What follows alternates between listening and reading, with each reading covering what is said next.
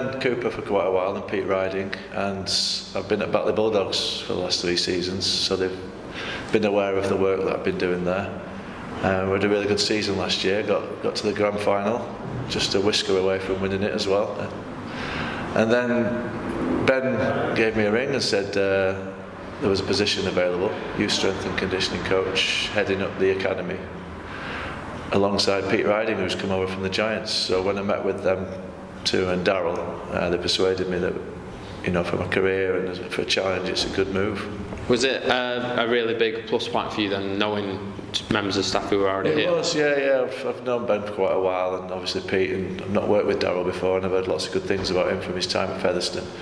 So, you know, I've come up from working with John Keir at Batley and Carl Harrison in the past, so it's great to learn from another good coach, and Ryan Sheridan, who I'm working with closely with the 19s. And what about being in Super League? It must be good to be in the Premier competition as well. Yeah, it is. It's obviously, you know, my ultimate ambition would be to work with the first team, but it's a good step, and I think it's good that they're putting a lot of emphasis on developing the young players here, because too many times the young players don't get the same sort of coaching that the first team get, whereas Castleford seem to be investing heavily in their youth setup here.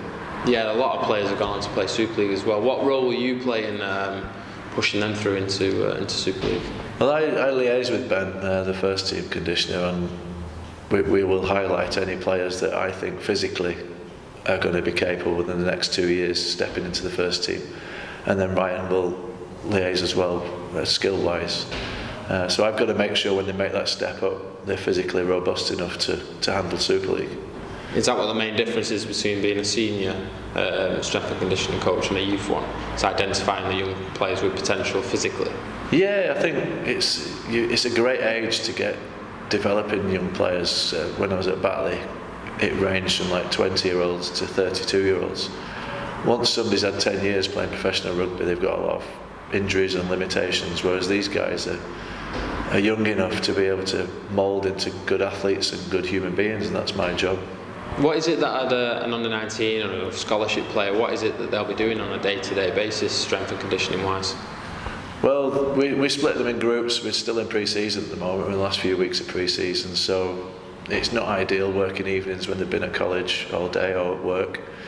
But they'll get here, and we have a group on the weights, and then we have another group at 6, so first group at 5, then another group at 6, and then we all head up to De Lacy High School at Nottingley, and we do our field sessions up there. So I'm coaching them in the basics of Olympic lifting, the good techniques. I'm very strict on teaching good techniques, looking athletic, looking efficient in the movements. Injury prevention, I work closely with Ben Harper, the physio, on keeping the lads on the field as much as possible. You mentioned there injury prevention and the school. Are there lots of things that you have to consider about young bodies, about making sure that they don't overdo it, for example? Yeah, there is. I think, you know, with athletic development for young players, some of these guys are still growing, and hopefully they've still got a lot of growing to do. So you've got to take that into account with the amount of punishment you give them. Certain times in their growth spurts and things, you know, they can pick up little niggling injuries, and if you push them too far, so we're aware of that. Okay, and you've previously been at Castleford, haven't you, a long time ago? Yeah, it was my first job in rugby league. I was here when Stuart Raper and Graham Stedman were here, and I worked with the 21s initially. Andy Lynch was in the 21s at the time. Really? And Danny Orr was playing in the first team. So yeah, it's strange coming back all these years later, and Lynchy and Danny are still here. It'll be interesting seeing the changes in young Annie Lynch and today's. Yeah, he's grown. He was officially the fattest player in the under-21s when I was here, so his physique's a lot better now. What's not necessarily Castleford itself, but what's changed in strength and conditioning coaching or any other fitness coaching between the early 2000s and today?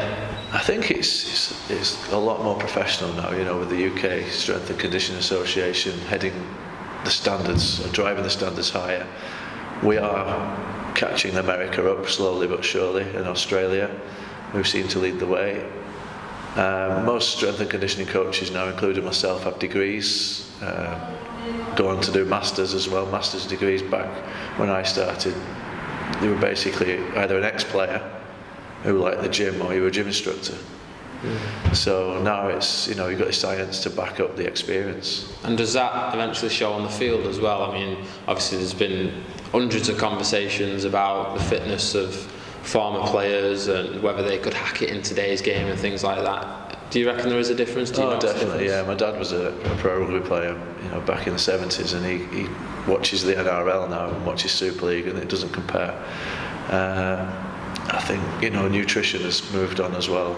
These guys, they don't have 2 or 3 pints after a training session and pie and chips after matches, and the nutrition science and the training science is massive now.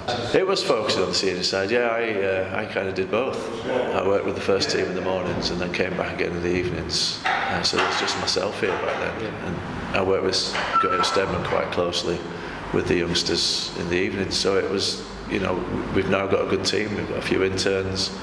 There's myself, Ben, he's got an assistant, so we've got quite a few of us all sharing ideas and pushing it forwards.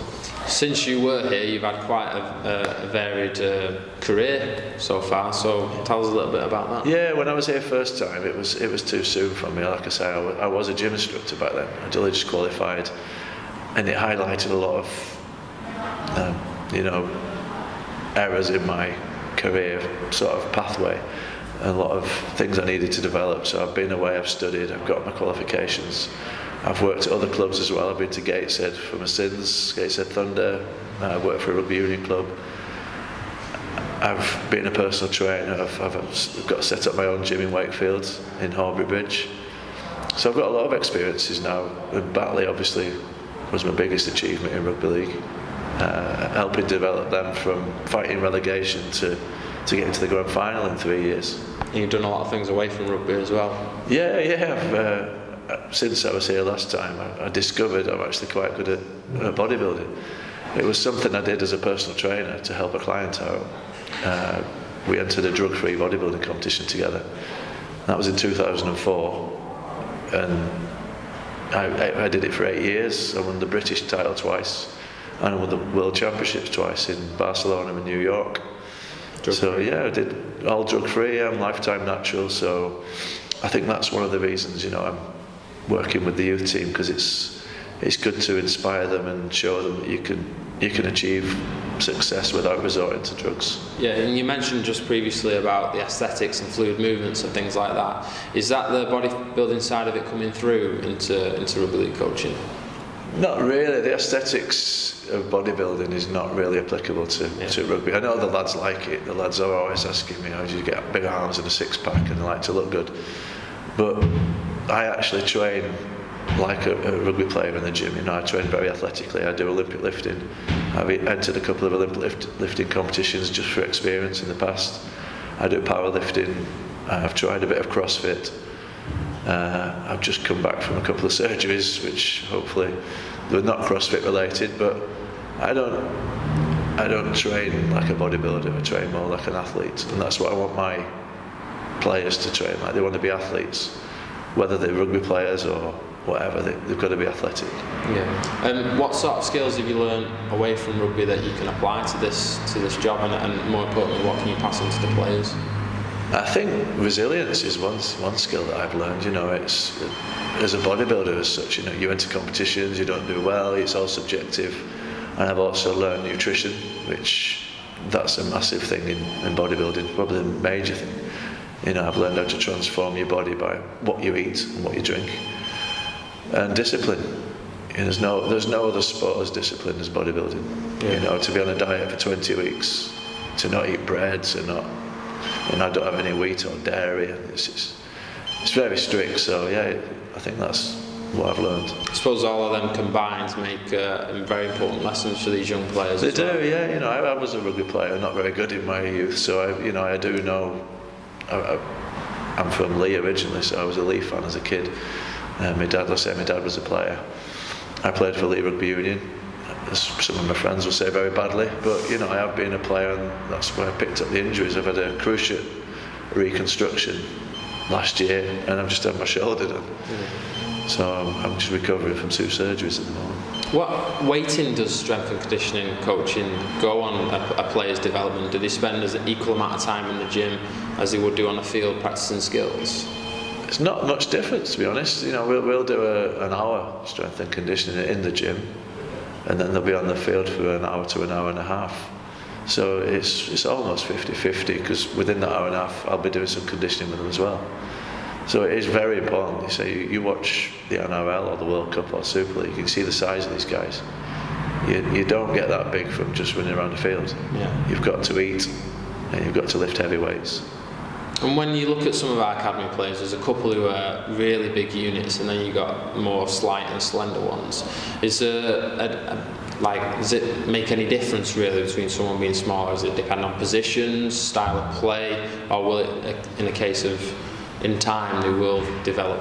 Bit of everything really. We do have some big lads who could quite easily step into the first team now, and we've got some slighter players who may or may not hit a growth phase a little bit later. But you know, you look at Rob Brewer at Leeds Rhinos. There's a place, if you're good enough, if you're strong enough, and you're fast enough, you can play rugby no matter what size you are. So some of the players who are smaller, they may well get bigger and grow, and they'll obviously, with my coaching and nutrition advice, they'll put muscle on. But you know, we got Will Mayer for instance. He's a giant for the under-19s. I wouldn't expect Danny Sowerby to be catching him up anytime soon. How important is hard work and dedication and really pushing on as a player? And can you tell the people around the gym and training ground? Yeah, it's early days for me at the moment. You know, if you look around the room, there's words of inspiration everywhere. Hard work, dedication, honesty. Honesty is a big word Ryan uses quite a lot, and I try to use it. You know, if you go home from training and you can sit on your sofa watching TV and you're proud of what you've done that night, then that's all we can ask for. What can a young player do away from Castleford Tigers to help himself as a player? Eat, sleep, rest. Repeat. Repeat, yeah, as Fat Boy Slim says. Myself and Ben, the physio, we're getting a system together where they'll get recovery. You know, they'll be foam rolling at home, they'll be stretching at home, they'll be staying in touch with us for anything. But yeah, eat, sleep. That's the main thing. Yeah. And throughout the season, how does it compare to pre-season in terms of managing players? During season, it's keeping them fit. You know, pre-season is getting them fit, getting them strong. During season, it's keeping them fit and strong, keeping them healthy, keeping them on the field. So the weights has to be periodised a little bit more. You know, in pre-season, I believe in training them hard all the time, more or less. And game day, I mean, a lot of people don't see the work that goes on during the week. They'll see a warm-up before the match, particularly for the senior side. How do the young players go about their game day? Well, I've not worked with them yet. We've not had a game yet. So how will they go? How will they? You know, I'll be giving them all the schedule for the day before and the day of the game for food and drink. So I'm making sure that they're hydrated and fueled when they turn up. So they'll all be told, you know, what food to eat, what supplements to take. Hopefully they'll get a good night's sleep the day before. It depends on what time of day. Some of our games are evenings, so they'll be given different schedules. But you know, when they arrive, they want to be relaxed. They want to have everything taken care of, so they can just get about the business. So we'll be preparing all the drinks and making sure they're hydrated and warmed up properly, like you say. You mentioned kick-off times just then. To a fan, it doesn't really matter kick-off time. It's just work schedules and whether they get an evening off or whether they have to book up their weekend. How does it affect the training and players? It's going to be strange. I've come from, you know, say Batley, and we played more or less every Sunday unless we were on TV. We played Thursdays. Well, in the academy, we seem to be playing Friday, Thursday, Saturday, so it's going to be very difficult. Because you have to prepare differently for an evening game. You might have been at college all day, so you're going to have to, you know, count how many meals you can have before you play and things like that. Whereas if you're playing at 2 or 3 on a Sunday, you might only have 2 meals before you play. I suppose that helps all the preparation for the senior game as well, the discipline that you've already mentioned. Yeah, if they can cope with this schedule, you know, where we might play Sunday, Thursday. We might play Thursday and then have 10 days off. Sometimes we have 2 weeks off.